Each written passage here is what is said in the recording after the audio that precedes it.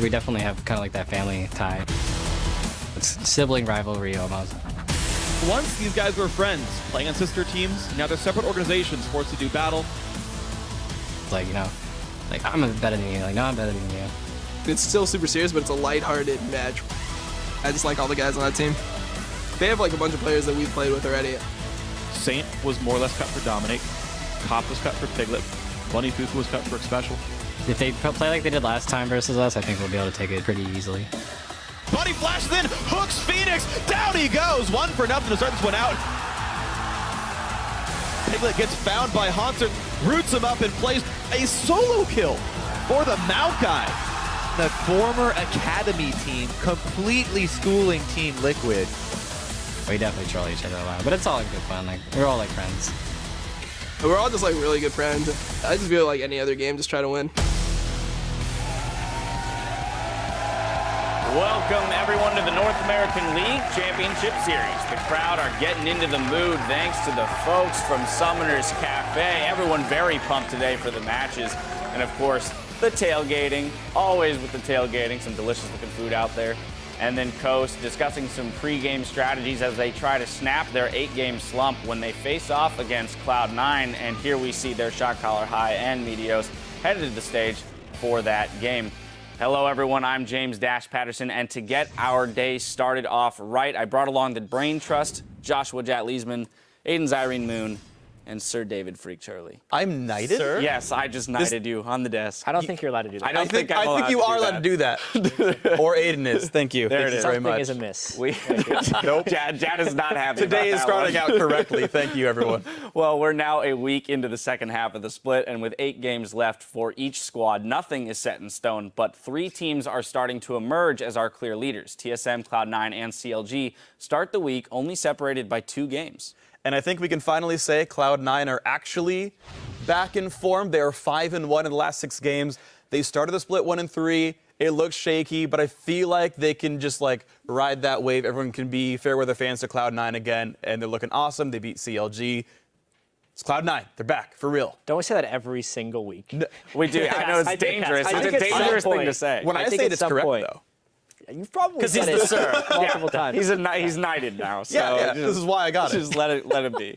Yeah, I want to talk about CLG, another one of the top 3 teams. They're number 2 in the standings right now.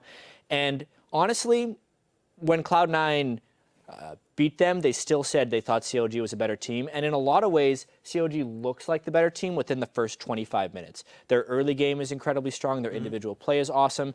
But if there is a place they falter, it's in the late game in decision-making and team fighting. And it's one of those things that ends up happening when you're so used to destroying people that when you're actually in close games, you're not making the smartest decisions. So if there's a place to pick on CLG, it would be there. All right, and I want to talk about TSM, the top of the table right now. This is a team that has always had a history of being a patch behind.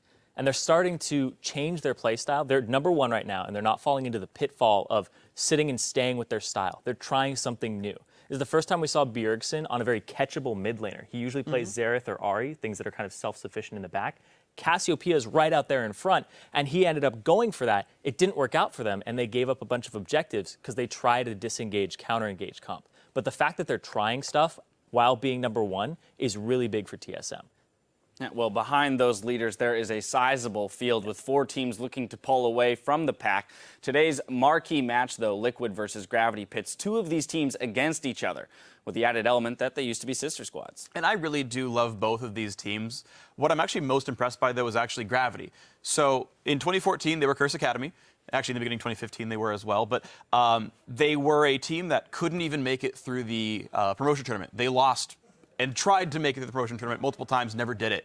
They get COP, and suddenly they're the best team in the expansion tournament. They're now top 4 in the standings. Like, this team has just risen from almost nothing to being a very big playoff contender, and it's great to watch. Top 4, huh?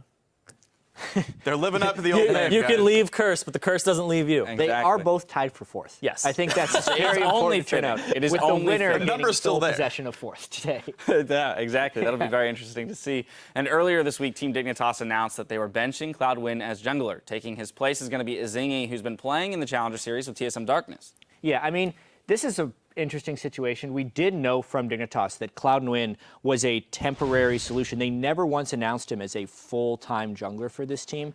And even though Dignitas was 3-3, I do feel like this is one of those situations where the team was playing better, but Cloud9 wasn't necessarily the reason for that. And it's just time to try out another person. Enter Zingy, another temporary tryout. We'll see how this one works out. Yeah, he's going from Challenger right now, and the weakest team in Challenger, they are sole possession of 6th place, 1-3 TSM Darkness. Zingy also has a style that's Karthus Fiddlesticks jungle, and if Dignitas want to play more aggressive, I don't know if he's the guy to do it, because he plays a lot of counter-engage champions in the jungle. Frontline Karthus. Come on. Oh, now. man. It's the old Reginald style. It worked. Dive in with exactly. Karthus. There old you have it. TSM, Old Reginald TSM. with the frontline It's been Karthus. proven, it's been done, it can happen again. Sure. Well, to set the Easy. stage for our matches today, let's take a look at the standings. In the top spots, we have our leaders, TSM, CLG, and Cloud9. And then a crowded field with Gravity, Impulse, Liquid, and Winterfox, all tied for 4th with 5 wins and 5 losses. Team 8 and Team Dignitas are sharing 8th, and in 10th place, it's Team Coast. And I'd like to give a quick shout out to the Brookfield High School Gaming Club, who are following the action and ready for an exciting day of matches, starting with Coast facing off against Cloud9. After that, it's Team 8 versus Team Impulse, followed by Liquid taking on their former partners, Gravity.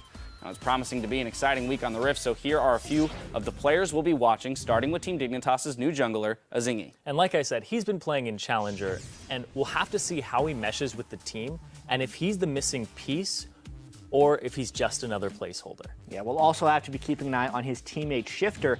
Now, Shifter has played Kassadin in his last 3 games and found a ton of success playing the more assassination style. It seems like a throwback to last year when Shifter was dominating people.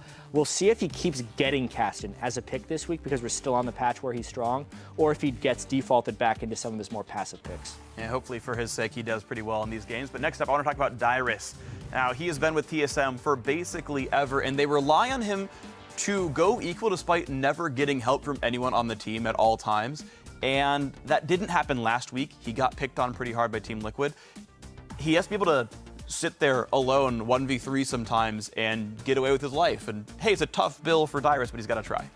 Yeah, and then it's Meteos. Last week we saw him picking up more carry-style junglers with Nidalee and Rek'Sai, and it's been a good fit for Cloud9, who ended the week 2-0, and as Surf Freak says, maybe they're back. I think they We're good. are right here, yeah. And one team I think is actually now up to the table actually is Team Impulse. I've been excited about these guys the entire time. Rush, the #1 solo queue player from Korea, Impact, former world champion, Xiaowei Xiao, former MVP, and I was always a big fan of Apollo and Adrian. This team has so much skill on paper, and they've been trying the whole spring split to put this team together. The game they played on Sunday was so darned impressive, where they capitalized on an early game lead and actually crushed the game quickly. I think Team Impulse are a real deal right now, and I'm very excited to watch them this week. Well, we're going to get an opportunity to see them in our second game of the day, but for now, we're going to throw it over to the guys